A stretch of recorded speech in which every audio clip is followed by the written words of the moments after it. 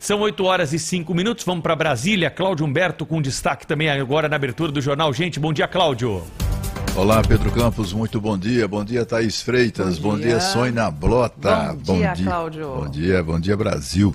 Eu trago aqui um outro assunto que mostra uma decisão muito, como é que eu diria, que tem suas semelhanças com essa decisão da Justiça que se referiu Pedro Campos agora há pouco, autorizando o governo a remover, se for o caso, né, e o governador disse que isso acontecerá em último caso, as pessoas que estão em áreas de risco. A Prefeitura de São Paulo, da cidade de São Paulo, tomou uma atitude muito semelhante, né? Ou pelo menos está sendo alvo ou objeto de uma decisão em sentido contrário, né?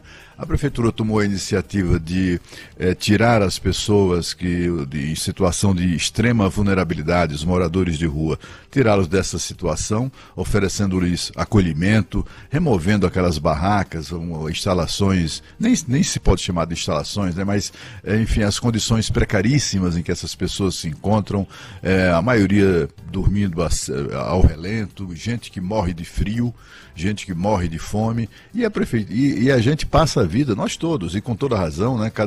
Cada cidadão brasileiro passa a vida reclamando das autoridades. Esses caras não fazem nada, tá ali um monte de mendigo ali debaixo da ponte, ninguém faz nada, a prefeitura não age, o governo do estado também não e tal. Em São Paulo, a prefeitura resolveu agir, criou centros de acolhimento, acho que 24, 25, sei lá, um número importante de centros de acolhimento na cidade, sobretudo no centro de São Paulo, exatamente para oferecer a essas pessoas um mínimo de dignidade, né? Com ali uma cama com cobertor, com comida, assistência médica, oferecendo a oportunidade a essas pessoas, inclusive, de higienização, de tomar banho, enfim, de se cuidar e tal.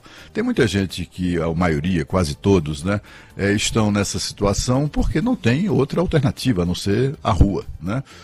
Mas há também aqueles, não são casos raros, mas há também aqueles que fazem por opção, querem ficar na rua. Mas o fato é que o poder público não pode se omitir e, finalmente, a Prefeitura de São Paulo parou com a omissão que é histórica, né?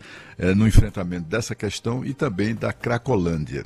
Mas aí qual é o problema? O problema é que quando a Prefeitura faz isso, os políticos, né, oportunistas que levam a vida, né, que ganham a vida, é o caso de um deputado do PSOL que foi à Justiça para impedir a Prefeitura de fazer aquilo, né, de tirar as pessoas das ruas, de remover as barracas, aquelas coisas todas. E aí sempre encontra na Justiça alguém que concorda com isso. Aí lá uma juíza da 7ª Vara da Fazenda Pública concedeu lá o que o deputado oportunista do PSOL, dessas figuras que ganharam notoriedade, ganharam inclusive mandato gigoleteando a miséria, e a juíza vai lá e concede, e suspende, simplesmente suspende, no momento em que o temporal desaba sobre a cidade, no momento em que está todo mundo, enfim, essas pessoas, os sem-teto em situação de vulnerabilidade nas ruas de São Paulo, vivem uma situação aflitiva. Aí a Justiça proíbe. E por que isso? Né? Por que a iniciativa do deputado oportunista lá? Né? Porque tem também um padre aí oportunista que é desses ativistas políticos, né? Que também se colocou contra essa iniciativa da Prefeitura de São Paulo. E por que eles fazem isso? Porque a miséria, eles dependem da miséria, digamos, né? Eles dependem da miséria, né? Nenhum seria deputado, nem outro seria padre conhecido, né? Tem até nome de lei, que batizando ali o padre, batizado com o nome do padre. E assim, essas pessoas parecem assim, se o problema for resolvido, se de repente a cidade de São Paulo, isso certamente não acontecerá como não acontece no mundo inteiro, né? Mas suponha que um dia simplesmente não existam mais sem teto, né, pessoas ao desabrigo nas ruas de São Paulo, por exemplo. Parece que a vida desses oportunistas perderia completamente o sentido.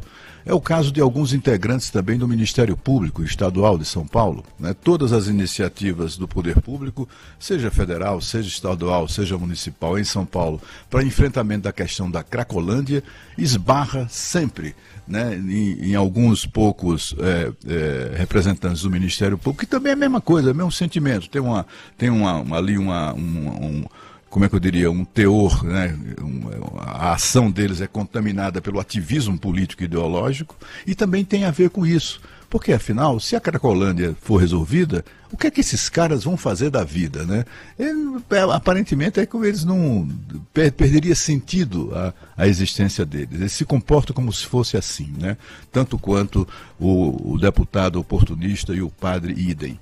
É preciso que a sociedade fique muito atenta, porque amanhã é um dia importante. Amanhã é o dia da audiência na Justiça, nessa vara de Fazenda Pública, em que a Prefeitura vai mostrar o que pretende fazer.